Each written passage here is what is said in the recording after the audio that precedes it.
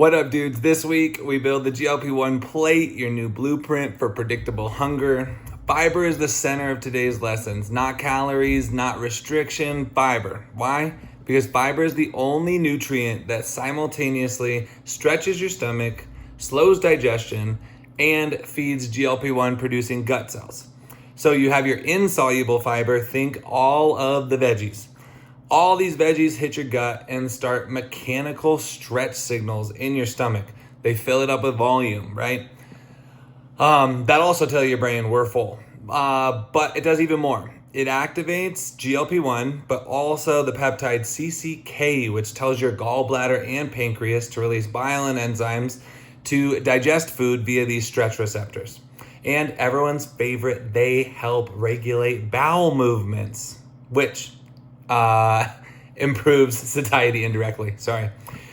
Then you have your soluble fibers, chia seeds, basil seeds, flax, oats, apples, beans. These soluble fibers form a gel, which makes food stay in your stomach longer and empty slower, which means GLP-1 is then released gradually over hours.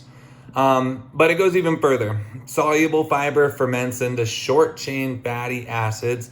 These activate receptors which directly stimulate more GLP-1 and peptide YY, improve insulin sensitivity, calm inflammation. So basically, fiber is your natural Ozempic. That's why doing this naturally is so great, because we're turning on all of these receptors, hormones, signals, and all to your organs that are going to have the deepest impact to your nutrition, right? So second habit this week, add one high fiber food to each meal. Think leafy greens, broccoli, berries, beans, apples, carrots, zucchini.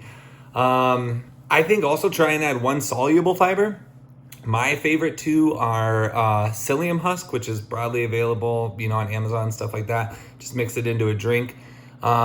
It's kind of like taking your daily fiber, right? But it's just a natural soluble fiber. I also love adding not chia seeds. I do basil seeds, but basil seeds, I soak them for about 3 minutes in warm water, have them with my protein shake. It's kind of like little boba, but you'll actually see the little gel that I'm talking about. But even if you start adding an apple a day, right? I think that'll build a good GLP-1 plate. So let's get that protein, let's eat those first bites, and then let's also have that vegetable fruit on that plate.